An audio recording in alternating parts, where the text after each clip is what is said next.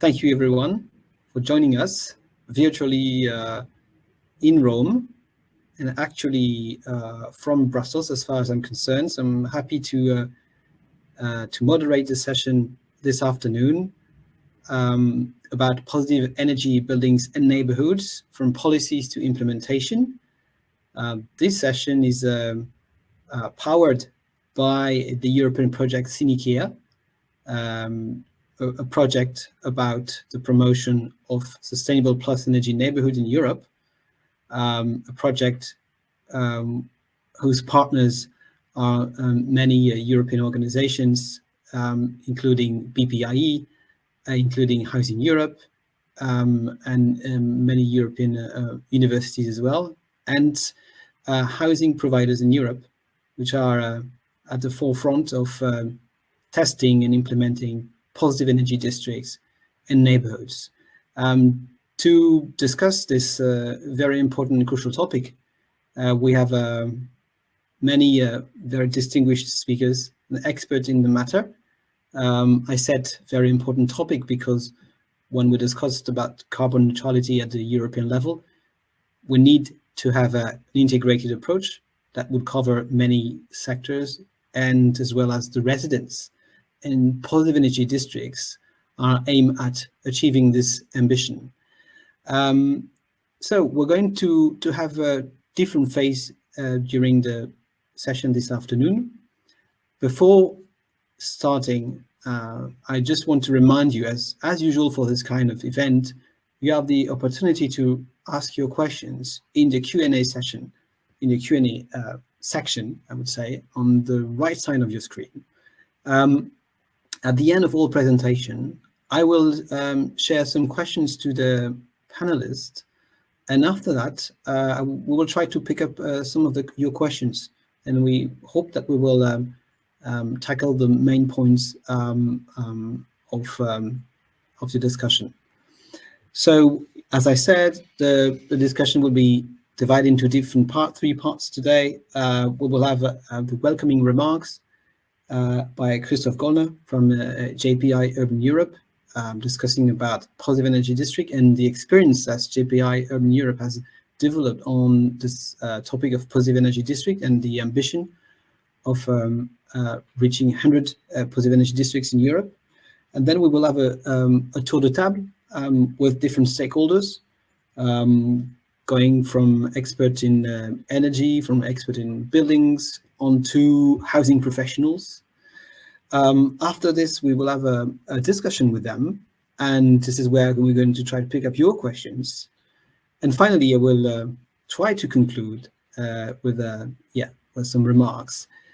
So I think now we can start with the contribution of Christoph.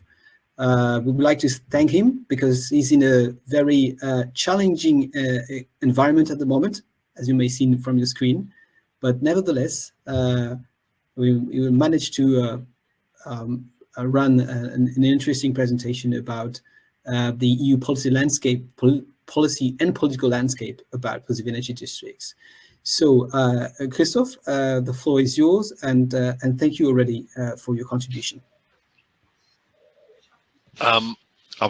Sorry, I have to ask. Are we playing the pre-recorded version? Because I don't trust the security of the Wi-Fi. So, Margot, that was the intention of our colleague.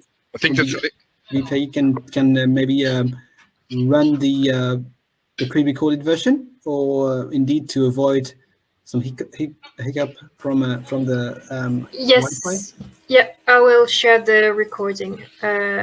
Just 1 minute. Indeed. Train are great, and it's fantastic that you are traveling by train, but indeed there are some limits to what we can do. Yeah, it was better than expected, but I did the work of the pre-recording, so I'm actually also curious to see that. Yeah, let's use that. Yeah. But thanks for having me, and yeah, happy to be here. Thank you, so indeed we hear you well, and we'll talk to you live after that. So. Let's try. Let me know, Marco, when you manage to set up the video? So the video is on. You should be able to see it right now. Okay.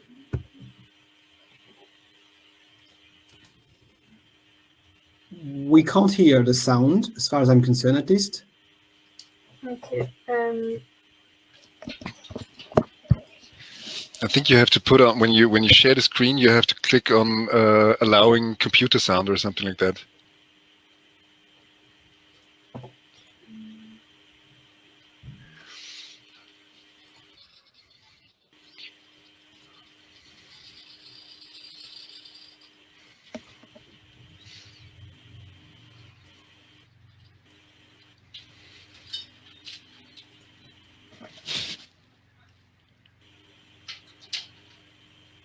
So in a few minutes, we'll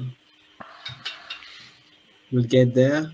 I mean, each different platform requires a different process to get the proper sound. So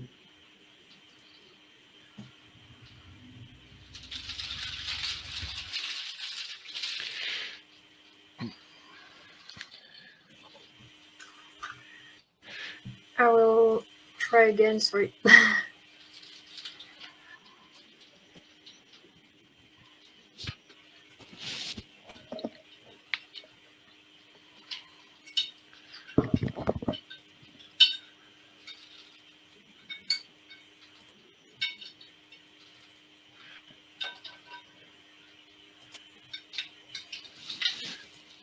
Good afternoon, everybody.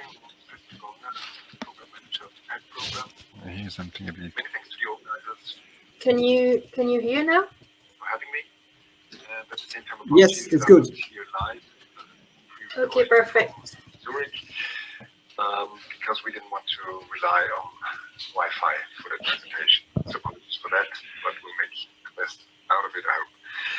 I have been invited to give a short introduction on the political landscapes regarding positive energy districts in Europe. Let's put my face here. I was intrigued to start with what are positive energy districts in general, but I guess I would leave it to other presenters and other parts of the conference and the session, because we wouldn't end here. So let's assume you all know what we're talking about. And what is it for? There has been clear awareness now among political decision makers globally and on a European level and on different national levels that cities play a key role in fighting climate change and the effects and mitigating the effects of climate change. So Antonio Guterres said cities are where the climate battle will largely be won or lost. That's a heavy responsibility for cities, and that's why the whole issue of climate neutral cities and positive energy districts is very high on the political agenda. There have been a variety of different goals set regarding urban transformation processes.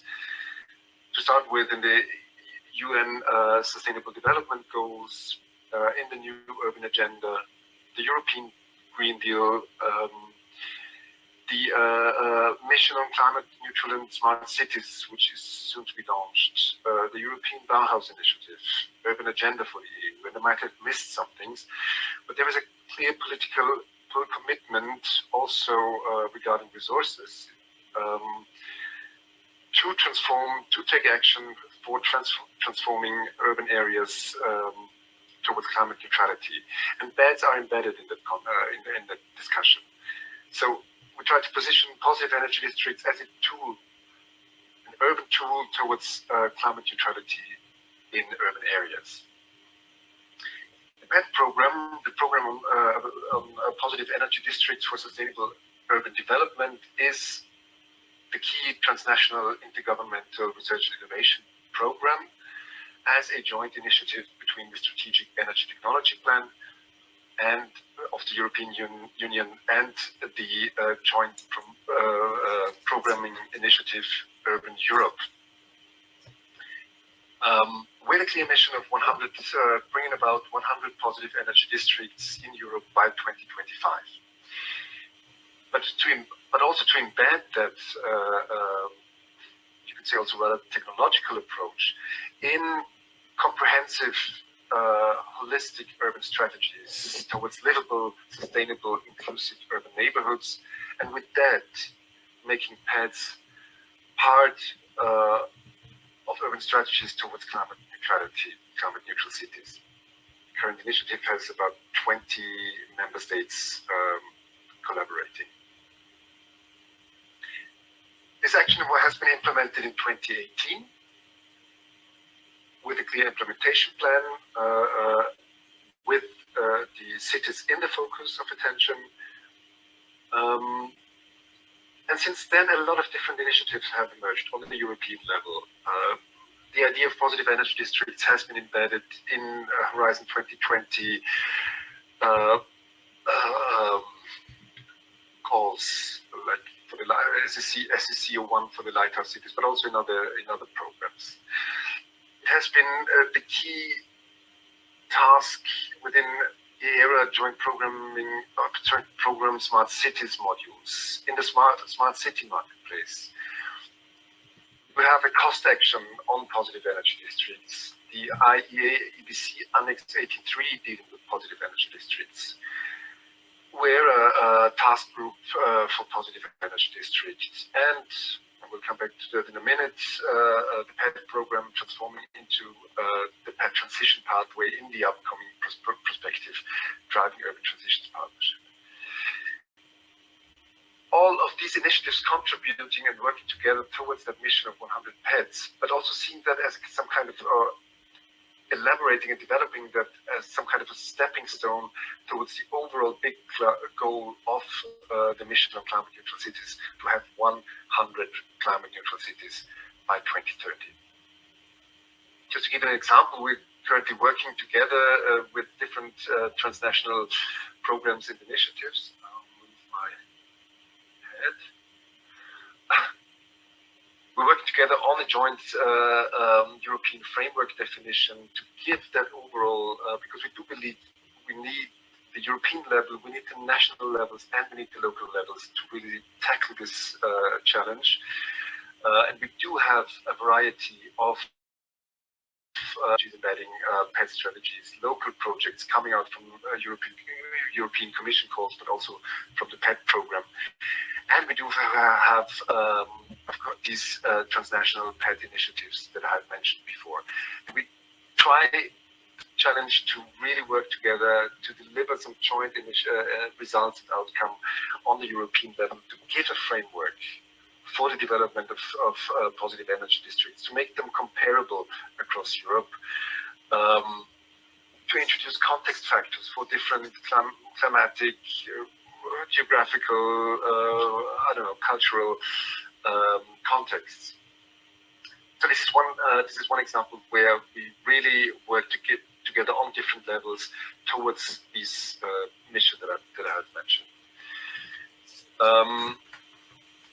The focus of the program is not only to have a funding of projects, but via pooling and upscaling of national research and innovation funding towards positive energy districts.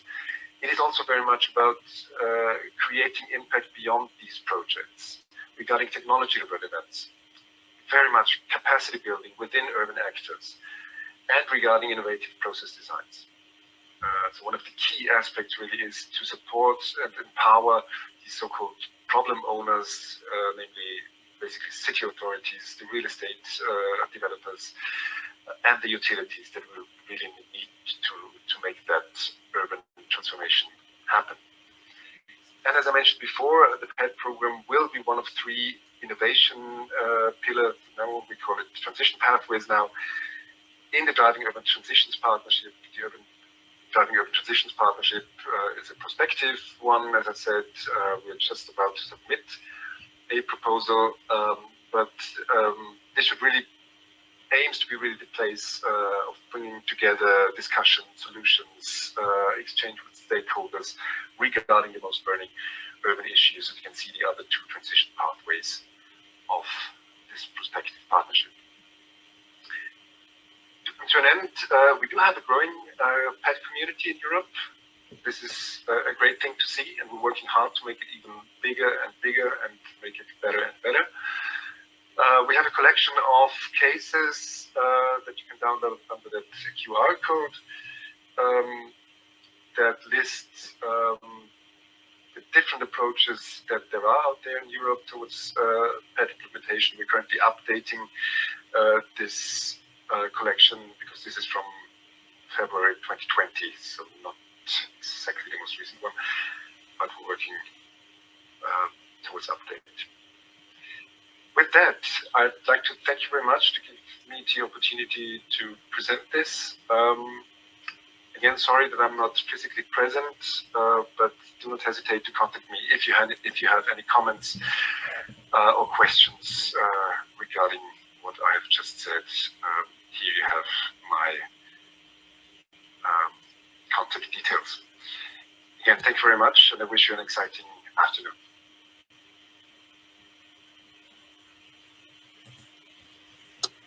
So thank you, Christoph. And actually, it's quite funny that you are actually both virtually and physically present. So that was it is strange, yes. Very good, a very good introduction to the concept.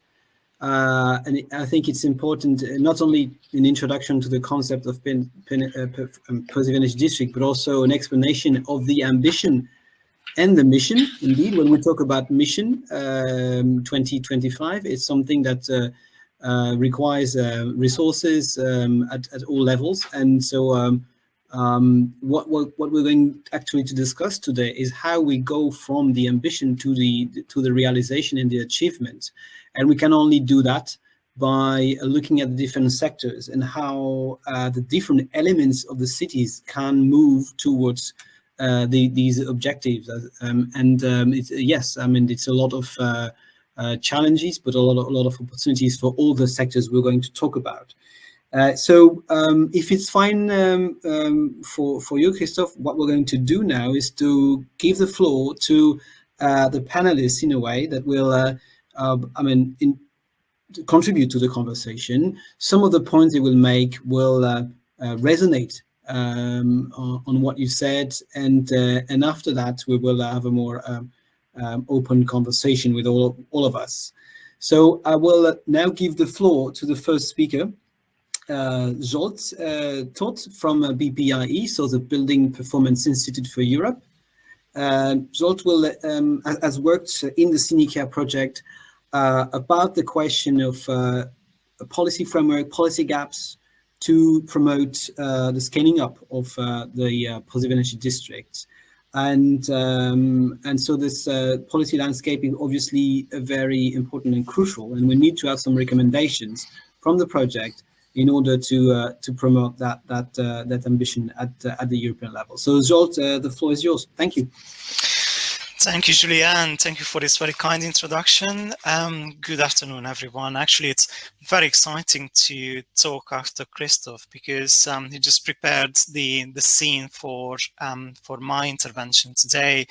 And while Christoph was talking about the general landscape concerning the level of ambition and PEBs and SPENs, I think I will try to go a bit more into detail and just look at the core ingredients and what are really the policy areas or the thematic areas that sustainable plus energy neighborhoods and districts are touching upon. But before that, I'm just going to start with a very quick overview of the zunikia project. So if I can have the next slide.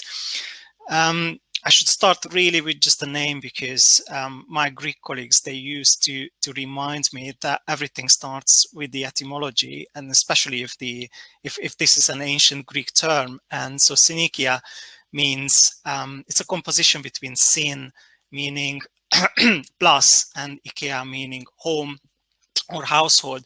So that if you put together, that is really that sort of level looking beyond the individual buildings. So that is the district, the neighborhood, or even wider, what is beyond in terms of city level. And in a nutshell, what this project tries to achieve is to provide a blueprint of sustainable plus energy neighborhoods. And this is really not just a technological issue. I feel compelled to emphasize that this involves, of course, issues around governance, issues around good architectural design, issues around digitalization, community building and engagement. And the ways we are looking at this is by following these strategies set out here. So to save energy, to shave the peak demand, to share energy, to shine essentially by providing best case and best practice examples, and to scale up. Scaling up is very important, as we are going to talk about. So if I can just have the next slide, please. And the consortium, it's quite interdisciplinary, and it's across the Europe. This very much goes hand in hand with the scope of zunikia. So we have well represented by academic communities, developers like the 4 demo cases, research institutes, and so on.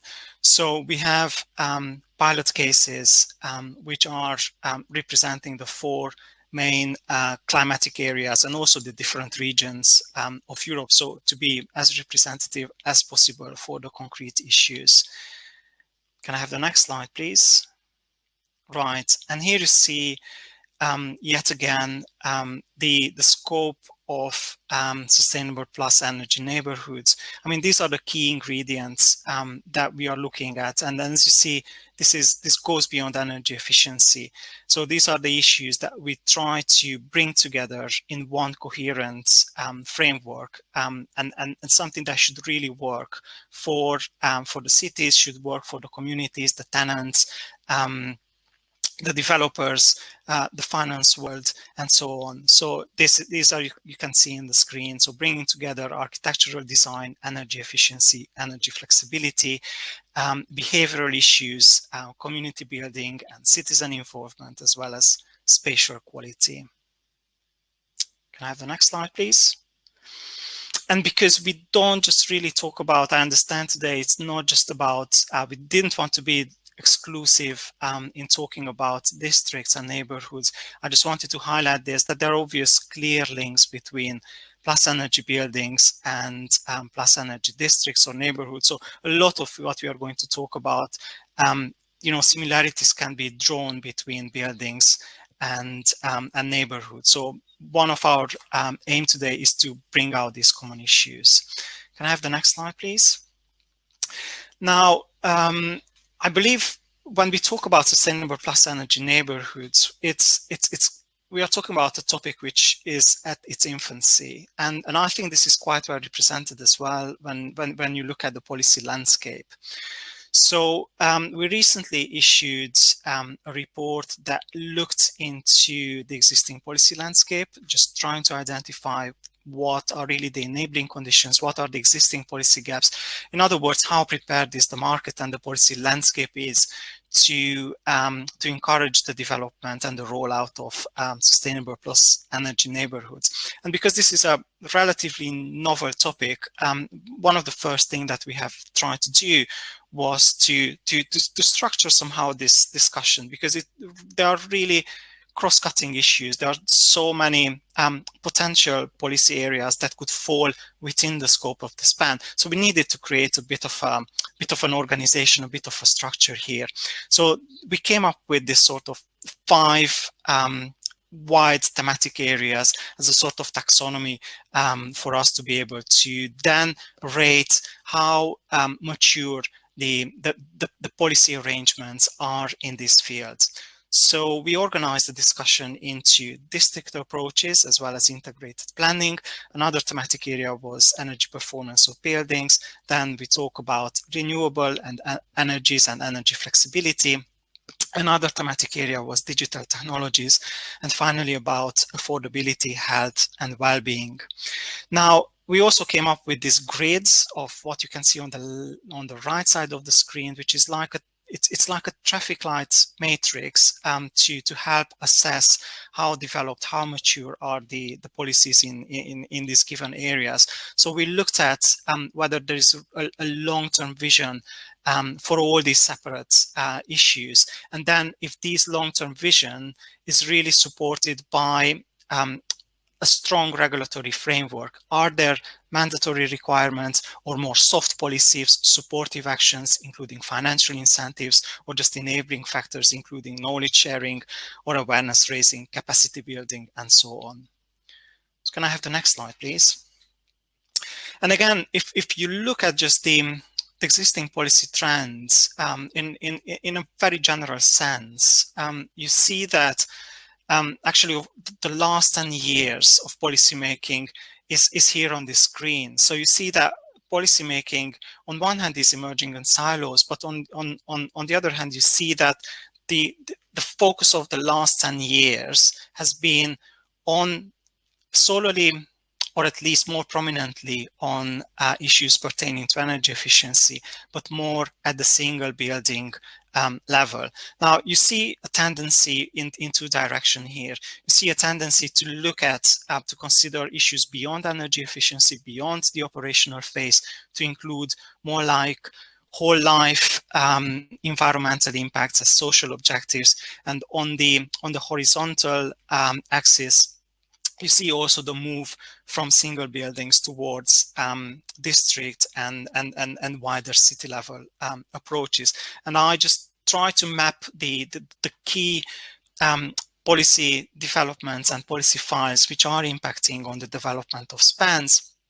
And these, I think, will be also very useful when we are going to look at the concrete policy examples and the policy intervention points and the recommendations that we can put forward to help with SPENs. Can I have the next slide, please? And finally, I just wanted to leave you with a few highlights, a few key messages, and probably because time is very limited, probably some of these we will be able to pick up later on through the Q&A and the panel discussions. But here are a couple of key messages from our analysis. So one of these is the crucial importance of SPEN as a main tool to achieve the EU climate goals when it comes to the built environment. Julien was talking about in his introduction about the need for integrated measures and solutions, and this is something that comes clearly out of this policy analysis. I mean, just on the face of it, some parts of the building stock will be really difficult to be decarbonized. So therefore, other parts like SPENs will clearly showing the way to go beyond that in order to be able to balance overall the building stock to be on a decarbonization and climate neutrality pathway. So the second issue is that, as I've mentioned, this process, this topic is still very much a work in progress. So therefore, there is no surprise around the fact that today there is not enough alignment between policy objectives, but also various levels of governance. So I'm talking about here about EU level governance, national, and then local level implementation, where which is so much important for the development of sustainable plus energy neighborhoods.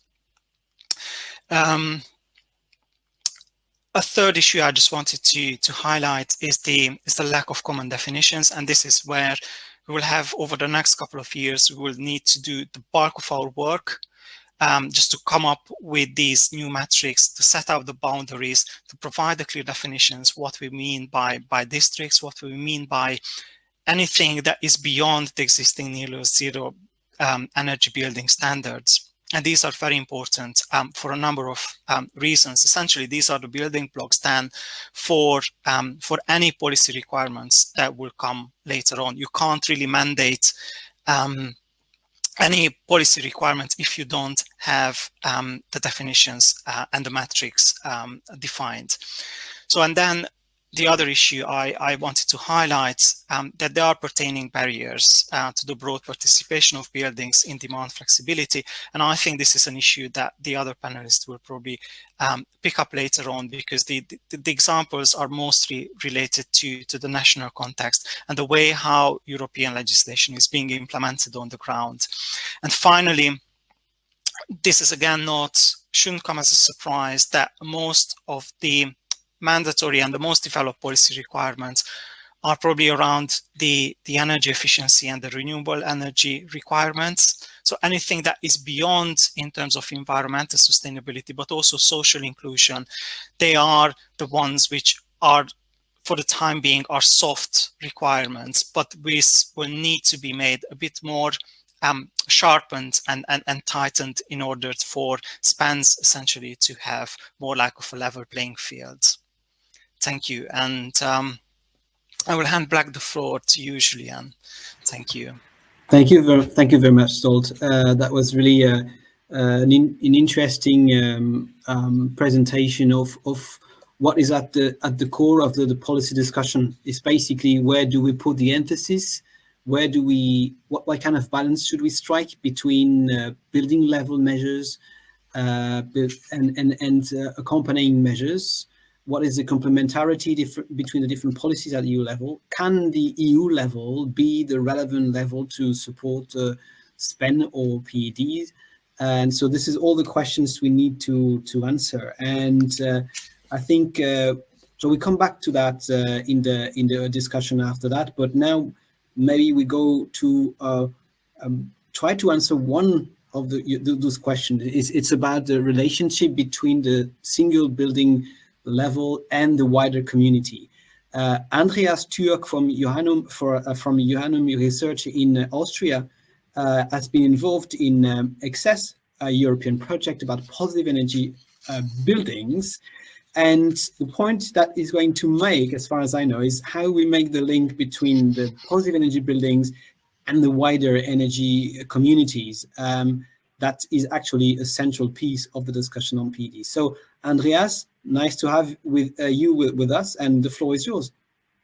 If you manage to, I see you are actually as a participant here. Andreas, you should find a way to turn into presenter. Can you hear us, and can you do that? If not, yes, sorry, Julian, I've just added him as a speaker, so he should be able to turn on his camera. Excellent. Thank you, Margot. So a few minutes. Yeah, Andreas. Can you hear me now? Yes, now we can hear you well. Thank you. Hello, Andreas. Hi, happy that it worked out. Indeed, I'm Andreas Türk from Austria, Johannum Research. We're doing a lot research on energy communities, and I would like to make the link between energy communities and plus energy buildings and districts. 1 second. Can you see my slide? I make it bigger. Yes, we can see. So,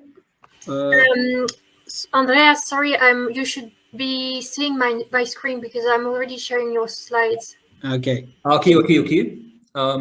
Can you confirm that you see them? I confirm that I see your slides, yes. So I will speak a little bit about plus energy districts becoming energy communities. The question and issue of regulation was already mentioned in the earlier presentations. Next slide. I'm leading the project Access. It's a project actually on plus energy buildings, but of course we also consider the district level. I'm the project coordinator, but also the technical coordinator, Mia, is present. Hello, Mia. We have 4 different demos in 4 climate zones. 1 demo in Finland, where we have a 800-meter borehole for seasonal storage. 1 demo in Belgium, where we have a social housing complex with a wind plant on the roof. 1 demo here in Austria, in Graz. It's a commercial area with hydro, with multifunctional PV facades, cascading heat pumps, and one demo in Spain that is, of course, focused on conventional PV and storage. Next slide. But what is common to all the access demos? We want to understand how can we unlock flexibilities? How can we physically or virtually trade? A key concept of access is also to unlock consumer flexibility, deliver context-aware flexibility profiles, use advanced forecasting algorithms for short-term and mid-term demand and generation forecasts. We use blockchain for physical trading, but of course, some of our demos also have virtual trading mechanisms. And we would like to understand what are the new opportunities of the clean energy package that defines two types of energy communities. On the one hand, renewable energy communities, RECs. On the other hand, citizen energy communities. Next slide. So in principle, we see the clean energy package as a new organizational framework that can help to foster internal optimization via sharing of energy, even via the public grid and market integration. This could lead to new use cases, improving business cases, and as a consequence, improve the function of PEBs for decarbonizing the energy system, because this is the meta goal of all we're doing here. There are several directives important. The Renewable Energy Directive that defines renewable energy communities, Electricity and Market Directive defining citizen energy communities, but also wants to open the markets for small-scale flexibilities or for provision of flexibilities at the local level to grid operators. Other directives, also very important, EPBD and Energy Efficiency Directive, they all point into the same direction. Optimization of PEBs, new use cases, increasing self-consumption, but also becoming an active element in the energy system, managing assets and technologies. Next slide. What has the renewable energy concept to offer? The renewable energy community concept includes all types of renewables and has a local character. It could provide a frame for PEBs and PEBs by defining their geographical scope, eligibility of members, governance, and in general the purpose of the community. Because what we witness in many PEB projects, there is a range of stakeholders, but their function, their role, possible value chains are quite unclear. And here the energy community concept could give guidance on how to structure value chains and assign specific roles, even limiting roles for certain actors. RECs can get public support because they focus on increasing the share of renewables in the system. But what can, next slide, what can citizen energy communities offer to PEBs? Next slide. In principle, RECs and SECs provide a framework for citizen participation in governance, integration of non-professional actors in energy markets. I mentioned earlier, and this is the key innovation, energy sharing via the public grid. Some countries even plan local reduced grid tariffs for sharing electricity, ownership and operation of local grids if member states allow it. But also, this is unique to citizen energy communities, provision of a range of services to markets, such as energy efficiency services, or providing local services to DSOs like congestion management, voltage control. Next slide. Yeah, as I mentioned earlier, citizen energy communities, I didn't mention it earlier, renewable energy communities have a local character, but citizen energy communities can operate over a larger area. They are limited by national borders. In principle, also transnational cooperation is possible, but no member state plans to implement this. ZECs are a new market actor, have an emphasis on non-discriminatory access to the electricity markets, either via aggregation, but also they can directly engage on the markets, can carry out distribution, aggregation, energy-related services, e-mobility services, and many more. But as a market actor, they're not eligible for public support. Next slide. In the context of PETs, citizen energy communities could serve as an umbrella for several PETs in other districts. So trading is possible between districts. To include renewable energy generation units that are not in the proximity to the district, maybe outside of the strict boundary of a PET. We know that PET definitions are very heterogeneous. We have PET definitions that have clear spatial boundary. Other PET definitions have more a virtual approach. And ZECs would not only allow for broader exchange of electricity, but PETs and other districts could commonly aim for joint integration into the electricity markets, collective marketing of flexibility of surplus electricity. Next slide. We made a little exercise in the Access project. We mapped current use cases and additional future use cases. And in the short term, I would say in the lifetime of the Access project, it still goes on 3 years. Of course, the current use cases are focused on maximizing self-consumption or self-sufficiency. This is a main part of the most PEB and PET definitions. Sharing is aimed via different approaches. We have in the Belgium demo flexibilities virtually shared. In the Spanish demo, the plan is to share electricity physically. So self-consumption or sufficiency sharing is key in the short term. In the long term, the demos plan to go on the market, sell flexibilities, just electricity, provide services to the DSO. Only one demo, the Belgian demo, wants to provide services to the grid operator already in the short term. And the reason for not offering services to the markets in the short term is the missing regulation. Next slide. There's a strong, in general, regarding energy communities, there's a strong policy aim to use energy communities to increase self-sufficiency. And this is just reflected also in the Access demos.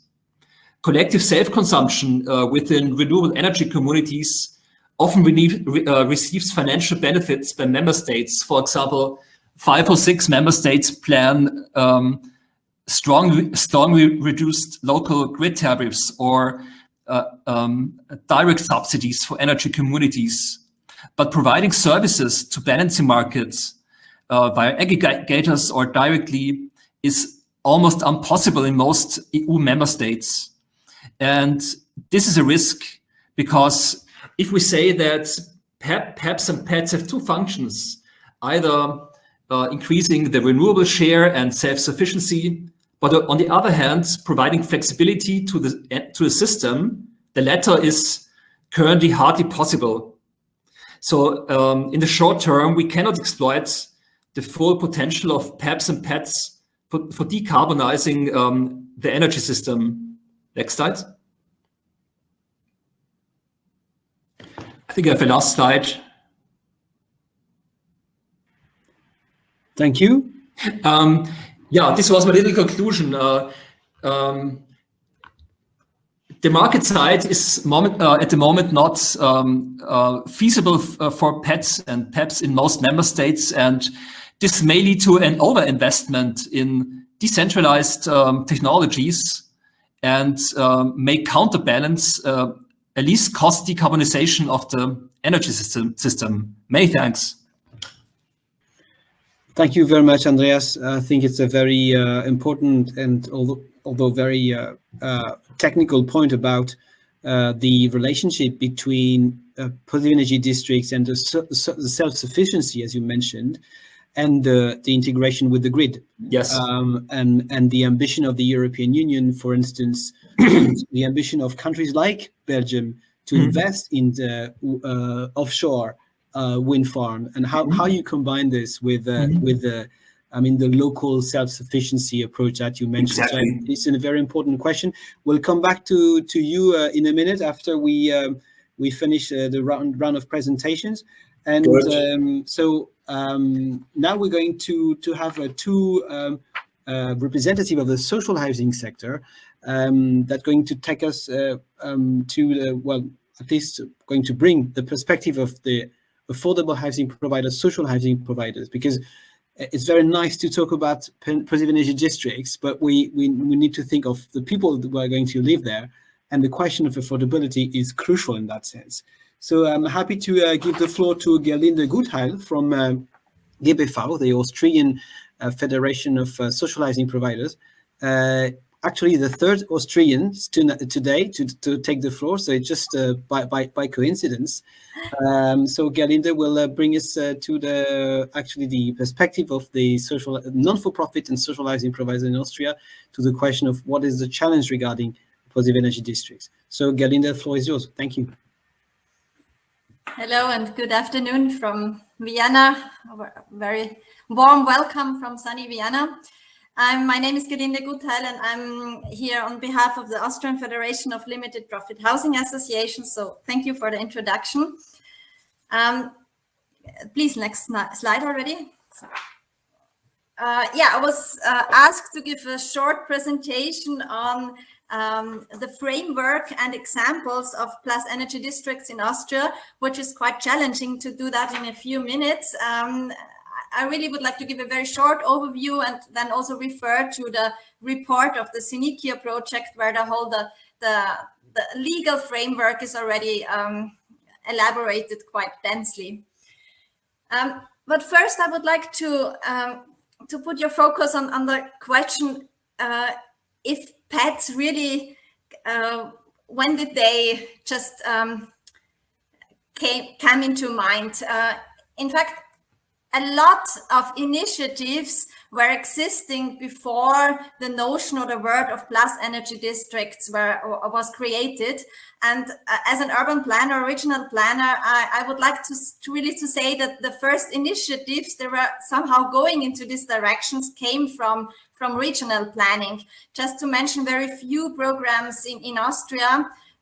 It's the E5 program for energy efficient communities that exist already for more than 20 years, an incentive program to support municipalities in energy efficient measures in various dimensions, urban planning, mobility, public investments, and so on. Then we have the climate and energy model regions as a regional development initiative, which is also quite active, and where already more than the district, but even the regional aspect already was considered. And then there is a very important initiative, the Climate Active Initiative by the Ministry of Environment, which has different dimensions. The most important one probably is the Climate Active Building Standard, which is a very well-known and very well-accepted building certification system, but it is only at the building level. This has been expanded recently to a climate active standard for settlements and districts. So a lot was going on already before this PD discussion really arose. Please, next slide. What about the legislative framework in Austria and the most important milestones? I would even say the preconditions to develop plus energy districts. I would like to mention only a few, and only from Austria, so the national level. first was the revision of the Electricity Organization Act in 2018, which enabled for the first time joint facilities for production of renewable energy and distribution among tenants in multifamily buildings. But it was still at the site itself, so at the building itself, not yet the community aspect.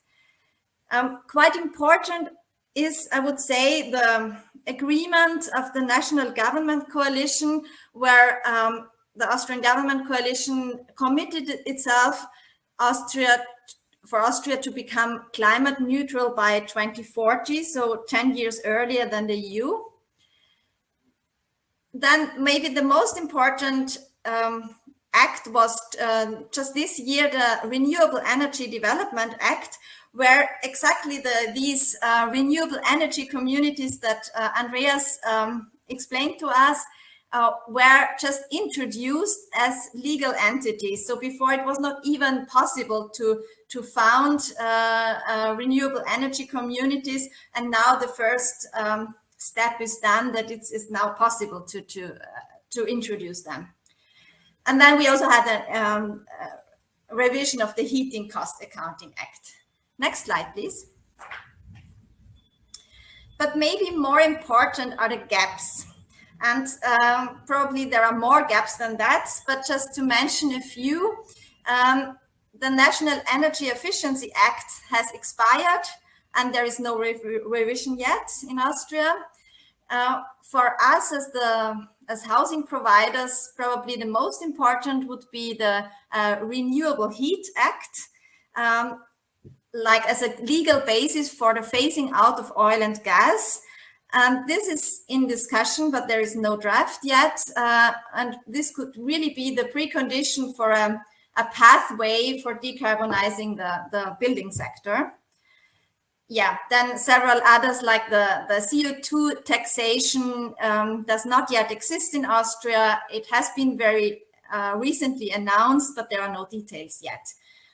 And when we talk about harmonization in Europe, about the building standards and building codes, we do not even manage that in Austria. We still have 9 different building codes, and there is a framework for harmonization, but it is not implemented in all federal states.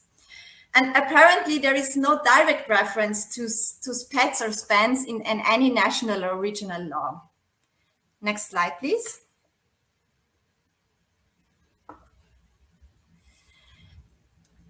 Yeah, now I would like just to show you very briefly two PETs in Austria, 2 initiatives or projects that really have the commitment to develop a plus energy district.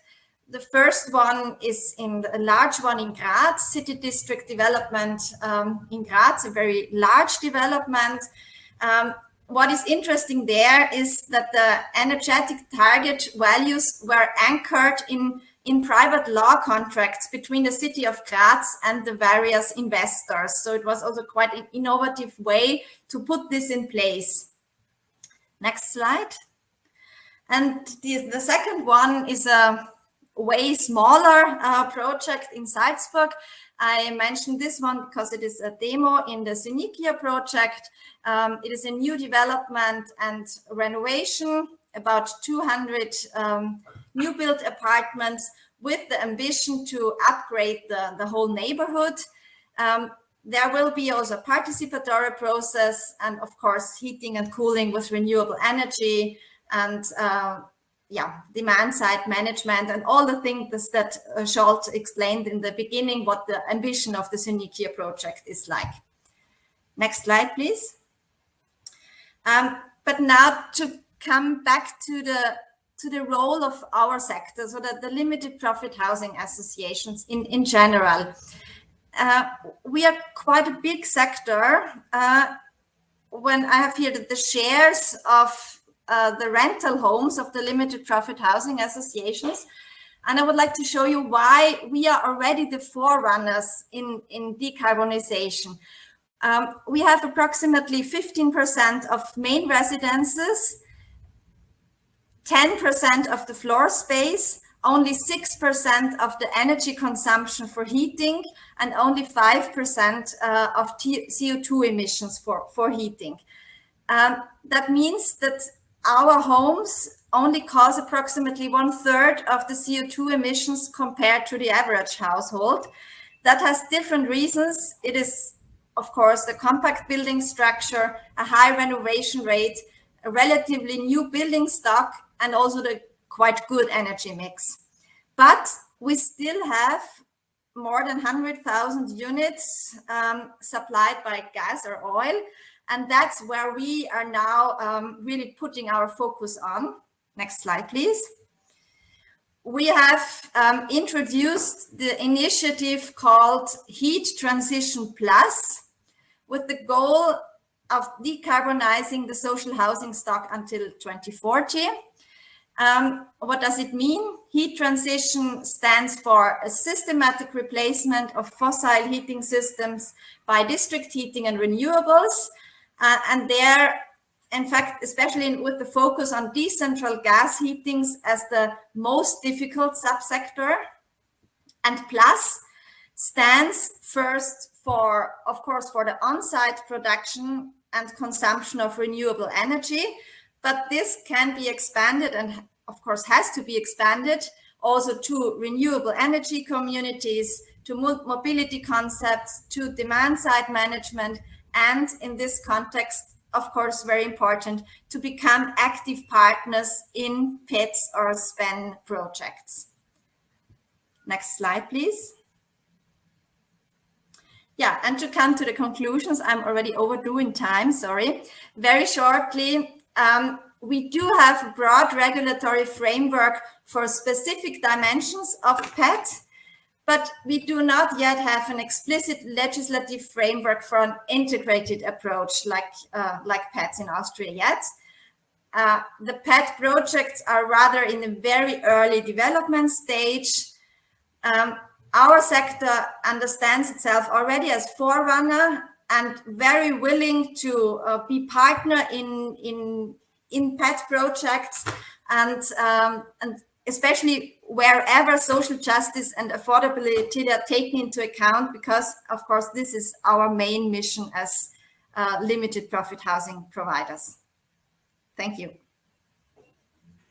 Thank you very much, Gerlinde. So that's very interesting to see. I mean, the reality in one country in Europe, and to see the place of positive energy district in the overall discussion about decarbonization of the building sector. We see that indeed positive energy district may be an instrument to further improve the decarbonization, but we also see that at least in the non-for-profit housing sector in Austria, decarbonization is happening, is underway, and we need to understand how to use the positive energy district as a way to further support this trend of decarbonization, which is essentially indeed about increasing the share of renewable energy. So we're going to from Austria to the Netherlands, where Robin van Leyen from the ADES, Dutch Social Housing Federation, will explain to us the particular focus that the Dutch government and social housing provider are putting on district approach, particularly in heating and sustainable solutions. Hello, Robin, nice to have you with us, and the floor is yours. Thank you, Julianne. And let me start by saying that it's really good to be here today at this great conference. My name is Robin van Leyen. I work for ADES, the Dutch Association of Social Housing Providers. And there I'm in charge of the European Public Affairs. If I may have my next sheet. This is what I will be talking about today. And I will start with a quick background about heating in the Netherlands. And I think it is important to have that background, because with us in the Netherlands, the focus is not that much on zero energy districts, but the district approach is very much focused on phasing out natural gas. And there's a reason for that, and I think it's good to give that context. From there, I moved to the Dutch Climate Agreement, where the district is the focal point of, and I will touch on that as well, and I will share some experiences that we had so far. if I may have my next sheet. Regarding heating in the Netherlands, an important milestone to underline is the year 1959, where large natural gas reserves were discovered in the North Sea. So because of that, it became relatively cheap, to say it like that, to heat your home through natural gas. And very quickly, natural gas became the default option for heating your home in the Netherlands. And I think about 95% of all buildings are heated by natural gas. In 2013, the energy agreement was signed, and we see here a more focus on decarbonizing the building stock. And this came together with another development in 2016, which is really important to stress, is that the national government then decided to strongly reduce the exploitation of natural gas. What was happening is that this was causing earthquakes in the northern provinces of the Netherlands. And a lot of homes were damaged, a lot of people lost the value of their home, and there was a very strong political sentiment and political will to stop doing that. So when we talk about phasing out natural gas in the Netherlands, this is really twofold. It's first because of the climate, but second also because of the earthquake situation. And this comes together in the climate agreement of 2018. And in my next sheet, I will talk about that a bit more. If you look at the Dutch climate agreement, I think this is really a textbook example of Dutch decision making. We call that the polder model. I won't try to translate that because it's untranslatable. But basically where it comes down to is that it's very typical Dutch to decentralize decision making and to have all stakeholders around a certain problem sit down together and try to find consensus. And this is basically what happened in the Dutch climate agreement. It's a covenant, it's not legally binding.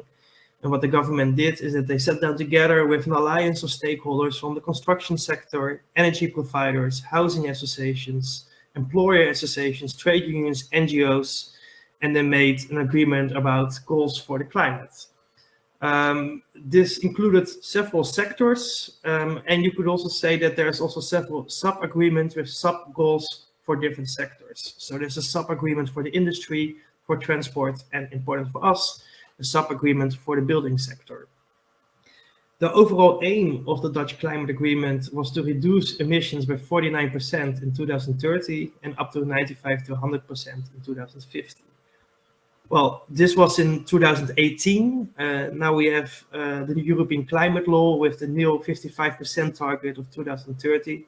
So we are fully aware that something more needs to happen than just the Dutch climate agreement and that we need to step up our efforts. But that's not the topic of today, so I won't dive into that deeper. If I may have my next slide. If you look at the climate agreement for the built environment and you make things very, very, very simple, it basically comes down to the following things. We agreed all together to make 1.5 million dwellings natural gas free by the year 2030. And in total, we have 7 million dwellings in the Netherlands. And we agreed to do that on a district-based approach. And basically, the idea of the district-based approach is that municipalities are in a driving seat and they draft transition visions for heating, where they lay down which neighborhoods will be removed of natural gas by what point in time, and what alternative for natural gas is the most suitable option. And those transition visions, they will need to be finished by the end of this year. And actually formally then, by 2022, the district approach will start. Ahead of the district approach, we started with some projects to gain a little bit of experience and to at least start doing things. One of them is the starting engine framework, and another one is the program National Gas Free District. That natural gas-free district program is really focused on local governments. It's a knowledge hub where they can share experience on how to disconnect neighborhoods of natural gas and also find financing for first pilot projects. The starter engine project is actually something that we co-initiated at ADIS. So therefore, I would like to share a bit more info about that, and that's in my next sheet. Basically, the idea of the starting engine was, well, waiting time is wasting time.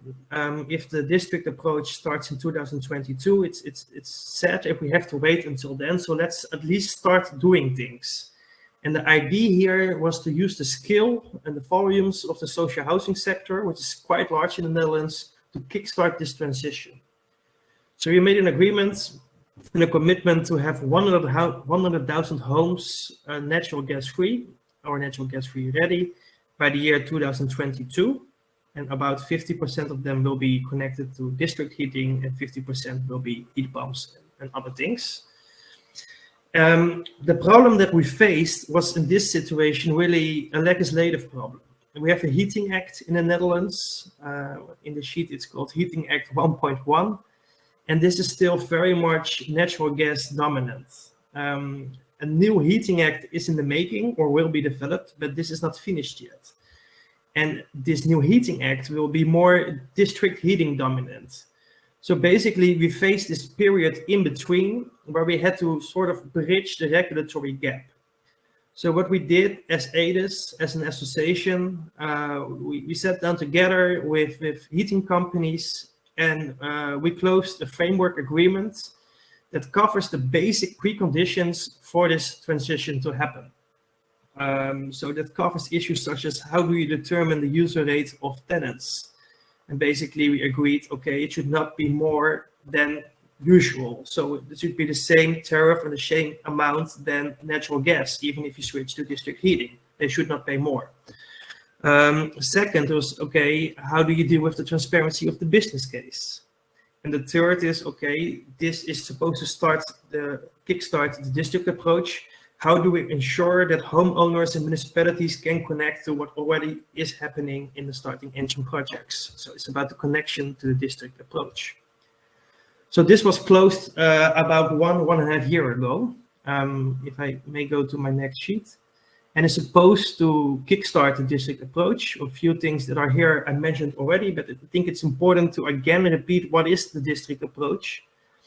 And the idea here is to come to a CO2 neutral building stock with municipalities in control, doing it on a district level and municipalities making plans where they designate which districts will be disconnected from natural gas. And if this is going to happen before 2030, what alternative for natural gas is the most suitable option for society? And those plans should be ready by the end of this year. Supposedly, one of the main drivers would be that legally municipalities would get the mandate to remove entire blocks of natural gas, to just switch it off, which makes things very simple.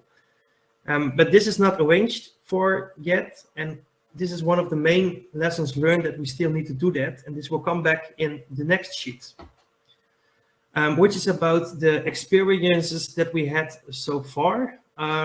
Well, technically, we don't have any experiences because the district approach still needs to start. We do have some experiences with piloting, such as the starting engine and the national gas-free district. It's happening, experiences being done, and also, as you see, especially with the starting engine framework, a lot of homes are already in the pipeline to being connected to district heating. I must admit, though, that it has been quite a bumpy road, and it's proven to be difficult to actually make this transition happen. And for that, I think we've learned a few lessons that are maybe relevant to share here today. And the first is that if you really want to have a district focus, the role of a municipality is really extremely crucial. We have municipalities that are really in the driving seat and proactive taking steps. But we also have municipalities where we are concerned that by the end of the year, they won't have a fully finished transition vision. And their role is extremely important. So it's really important as well to invest in that. The second lesson learned is, well, this is not just a climatic transition. This is at foremost a social transition. If you renovate someone's home, you intervene behind their door. You come into their personal space, you come into their personal home. And this is quite something. So in order to do this, you really have to ensure that you get tenants on board. And in some situations, this has really been a complicated issue.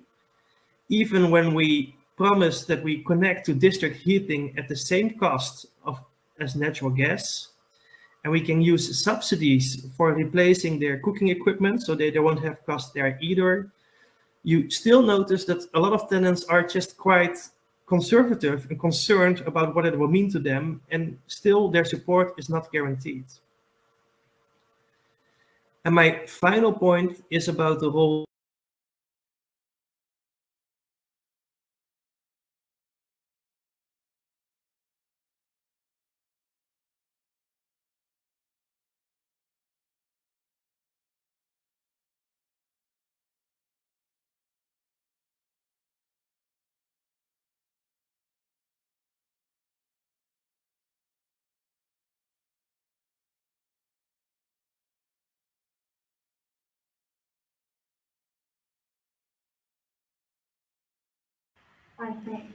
I think Robin has left. Yes. Hello. Do you hear me?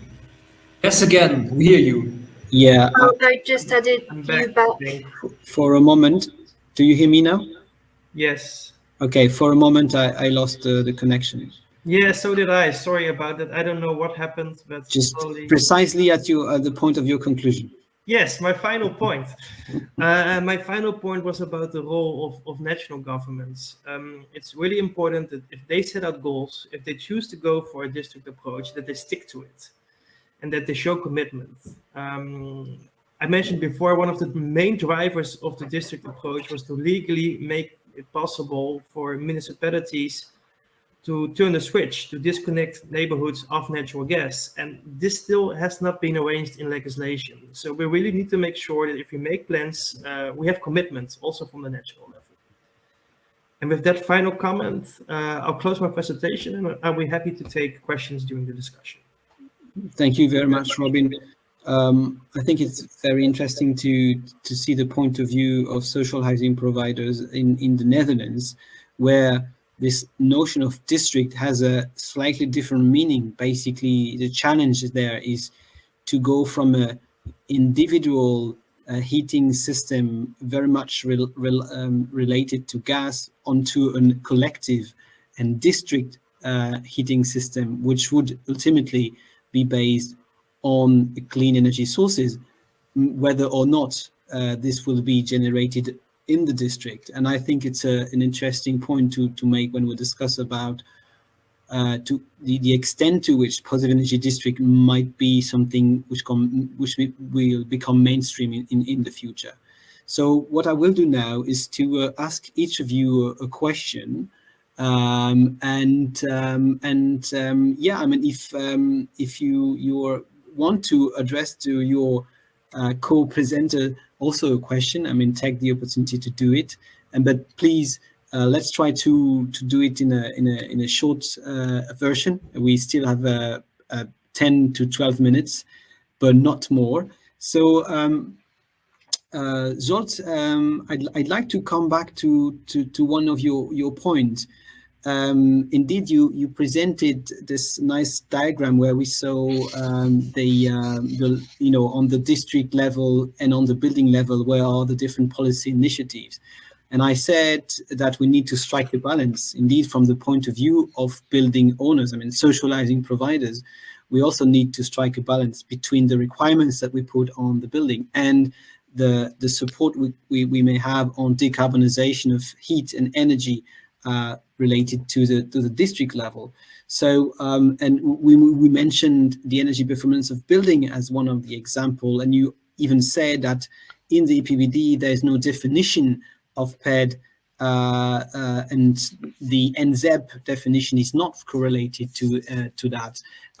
So basically, my question is, what are the policy changes that you think will be the easiest to implement? For instance, is it something that we need to see in the EPBD? And what are the policy changes that you think will have the biggest impact on PED at EU level?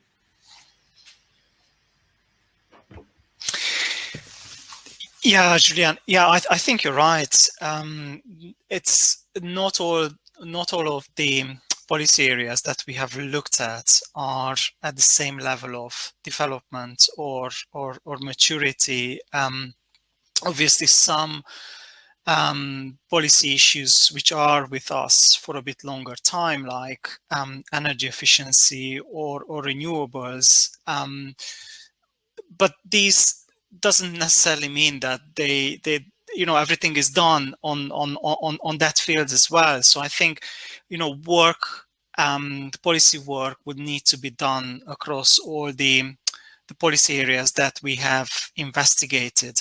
Now, in terms of the potential low-hanging fruits and what would be the sort of policy interventions that would provide most of the impetus for PEBs and for SPENs, I think first and foremost, I don't think the main barriers are of technological natures. So clearly many of the solutions are already there, but it's really about the regulatory barriers that would need to be looked at. And I think I can only provide you the overview from the EU level, and I think the other participants may be able to pitch in from a national level to provide more concrete examples. But a clear issue is really around the demand side flexibility, the energy sharing, the access to the electricity markets, because I see here that some policy files like the energy market directive is a bit more advanced and is taking a bit more dynamic and approach on this, whereas the EPPD, the renewables directive, the energy efficiency directive is somewhat taking a static approach on this. It's somewhat lagging behind. So that's one of the issue. The other issue is probably I've mentioned this is really the level playing field and the integration, if you like. Because SPENs are such a cross-cutting issue, they are holding up a mirror to the EU policy landscape. I mean, just pinpointing the inconsistencies that are currently on with the existing legislative framework. So it's really about making all this work together. But I will just stop here and leave room for the others as well.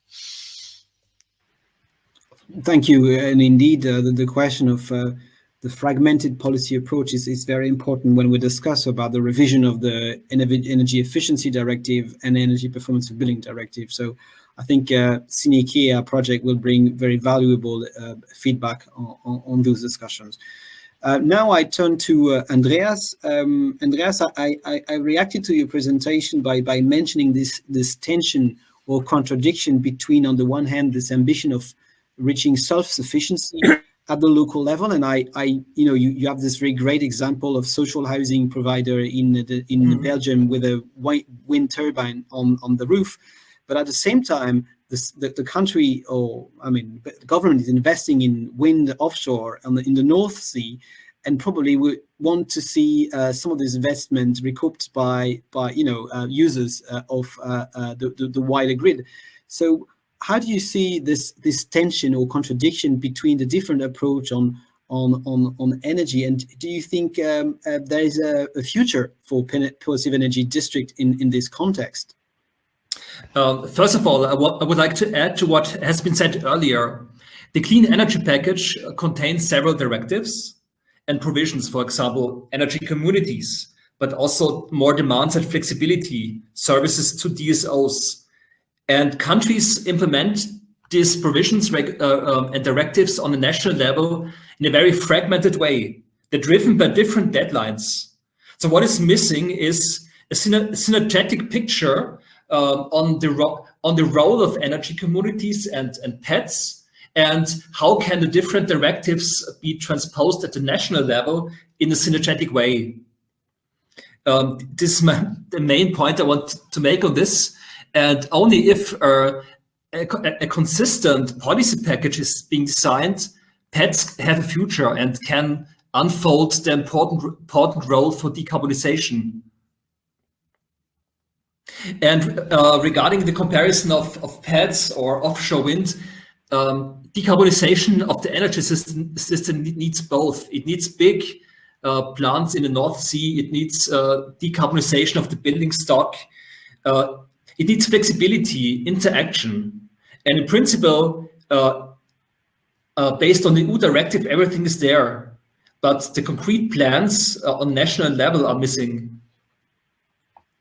Okay, thank you. I think it's a very important message that we need both the big infrastructure in terms of renewable energy, but also the local one.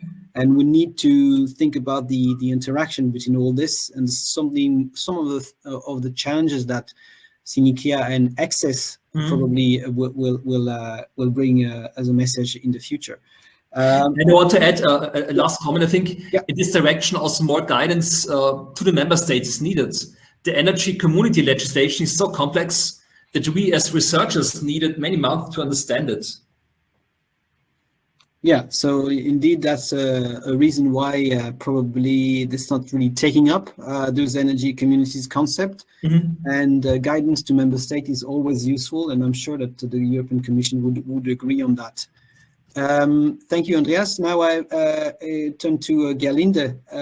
Gerlinde, from your presentation, there's, I mean, one big question is indeed, I mean, the challenges in the development of alternative energy districts in Austria. I mean, you mentioned that this idea, and we know this idea exists for a long time.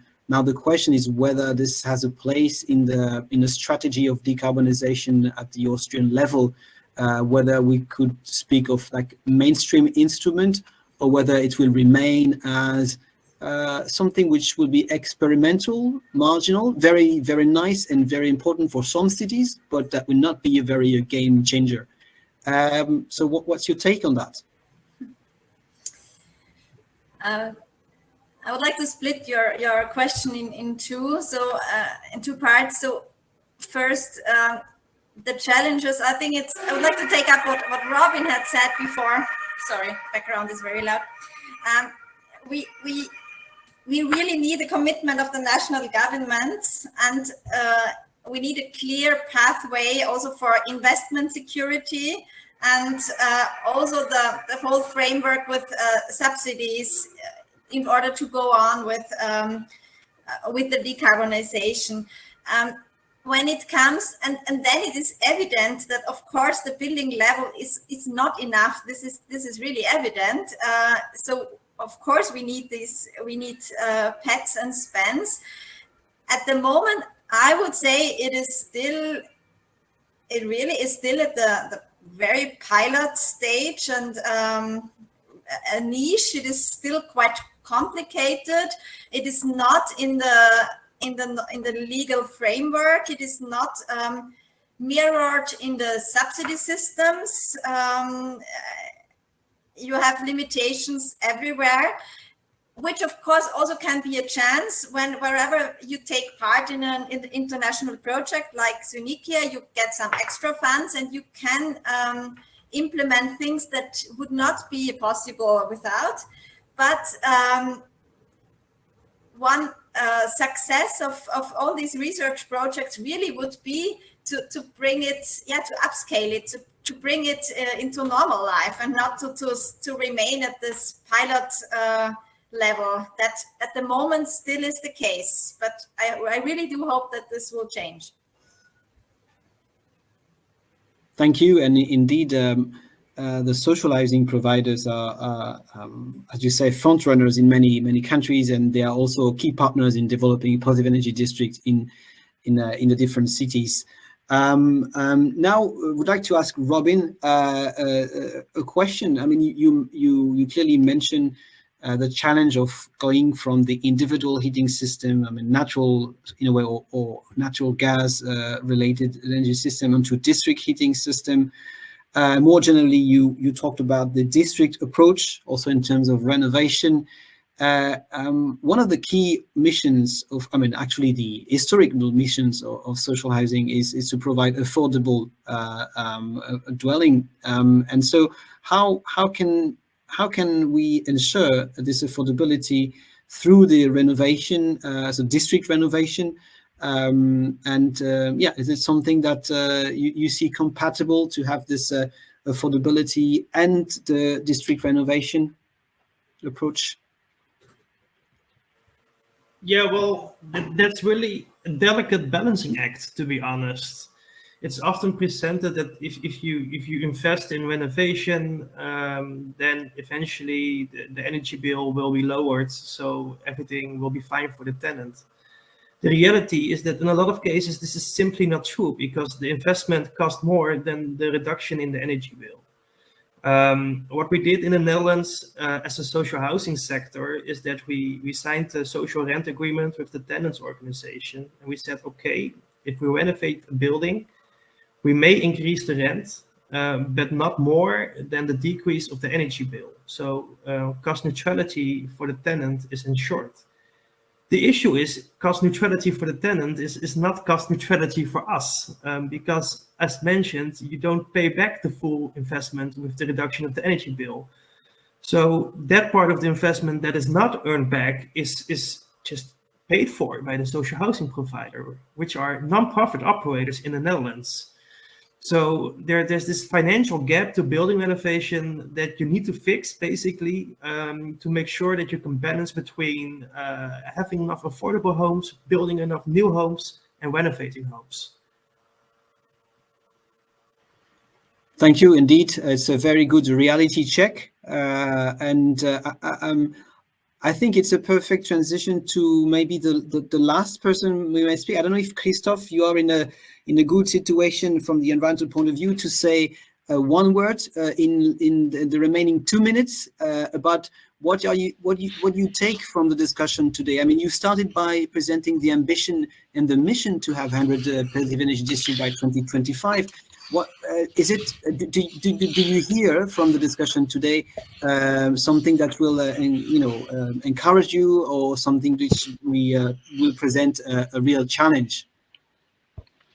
I think the discussion reflected very well the state we're in, and I think we're getting closer to finding that mainstreaming solutions to really bring positive energy districts into mainstream planning. Things take their time, and I think we're quite on a good way. And I agree with Galinde. I think we need to overcome the piloting phase, but still, we need also to gather the learnings from the pilots that are already going on. We need to find ideas. We need to find solutions for integrating the different levels. We've been talking about a lot of different levels: local level, national level, EU level. I would also add the regional level. For example, when it comes to Austria, regional level plays quite an important role as a regulator, for example. And we need to find ways how to integrate into different levels, and there are different roles. I agree the European level is important, but I also agree that at the national, regional level is at least equal, because I don't think, and this is a bit where the idea of PET started as a very local ambition, but I think at the moment we are there that it is absolutely crucial to integrate positive development of positive energy districts into national, regional, and then also into European contexts. I think thank you, Christophe. We lost you, but I suppose it was we lost your connection, because the directions are really, the discussions are really intense at the moment. There's a lot of engagement. Sorry, am I? Yes, you were cut for a moment, but I think, do you hear us now? No, okay. So Christophe, it's of course in the train it's a bit more complicated, but I think we got the essence of what you said, and I think the important, I mean, PED to have a discussion about positive energy district is a way to have a discussion about the type of planning we want to have for cities in the future. Beyond the question of energy, it's a question of how we want to plan the cities, how we want to involve the citizens.